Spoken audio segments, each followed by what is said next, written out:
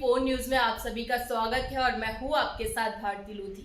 आइए बढ़ते हैं खबरों की ओर। पंचायती निरंजनी अखाड़ा के महामंडलेश्वर स्वामी वैराग्यानंद गिरी महाराज ने मुख्यमंत्री डॉक्टर मोहन यादव को एक गंभीर पत्र लिखा है, जिसमें उन्होंने परमानंद गिरी महाराज और ज्योतिर्मयानंद गिरी महाराज की गतिविधियों की सीबीआई या एसआईटी जांच की मांग की है। स्वामी ने आरोप लगाया कि इन लोगों की गतिविधियों से संत समाज, सनातन परंपरा और धर्म की गरिमा को नुकसान पहुंच रहा है।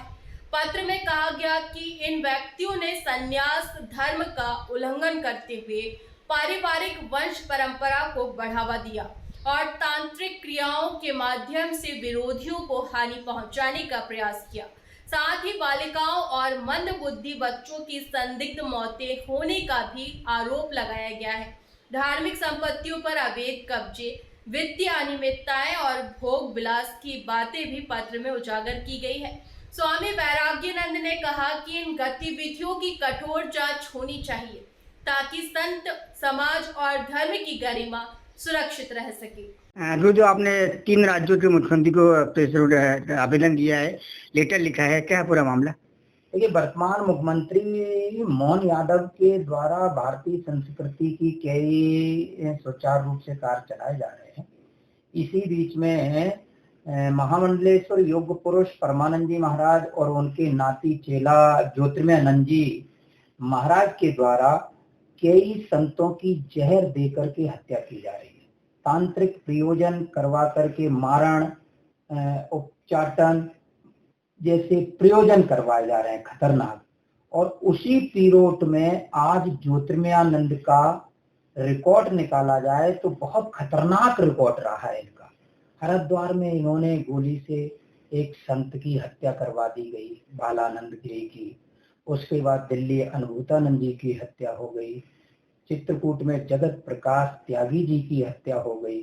और ये सब ज्योतिर्मयानंद के द्वारा किया जा रहा है।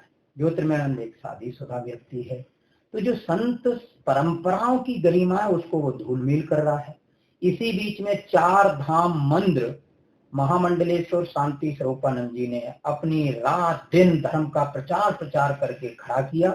गुरुकुल चालू किया जहां अनेकों विद्यार्थी पढ़ते, वो ज्योतिर्मयानंद के द्वारा बंद करा दिया गया। 4 धाम मंदिर हड़प लिया गया। और जो योग पुरुष परमानंद जी ये कहते हैं कि अखंड आश्रम मेरा है, उन योग पुरुष स्वामी परमानंद जी की आईडी में ही अखंडानंद जी का नाम नहीं, उनके पिता का नाम है। तो गृहस्थ पिता का नाम होने के बाद में एक अखंडानंद जी जैसे महाराज के आश्रम को ये कैसे नामांतरण करा सकते हैं? इन्होंने भी नामांतरण के लिए फाइल दी है।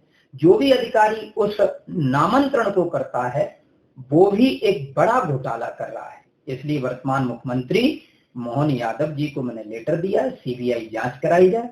योगी आदित्यनाथ को भी लेटर दिया है, सीबीआई जांच कराई जाए। उत्तराखंड सीएम को भी लेटर दिया है, धामी जी को, इसकी सीबीआई जांच कराई जाए। और यहाँ के डीजीपी को भी लेटर गया है। इसका क्या प्रूफ है आपके पास कि वास्तव में इस तरह के करें? तो नित्य ये करे हैं कि इतनी जल्दी इतने संतों की हत्या कैसे हो गई, पहला प्रमाण। दूसरा प्रमाण ये है कि जिन अखंडानंद जी का नाम योग पुरुष परमानंद जी बता रहे हैं, उनका नाम आईडी में है ही नहीं, उनके पिता का नाम है। इससे बड़ा प्रमाण क्या चाहिए? ये प्रमाण तक तो मेरे सामने है, इसलिए मैंने सीएम को लेटर दिया है। पूरे मामले जब सीबीआई जांच कराना चाहिए, बिल्कुल सीबीआई जांच होना चाहिए। ऐसे संतों को दंड मिलना चाहिए जो दूसरे संतों के आश्रमों को हड़प रहे हैं, होना भी चाहिए। फिलहाल के लिए इस खास खबर में इतना ही। देश विदेश की तमाम बड़ी खबरों को जानने के लिए देखते रहें हेडलाइन 24 न्यूज। नमस्कार।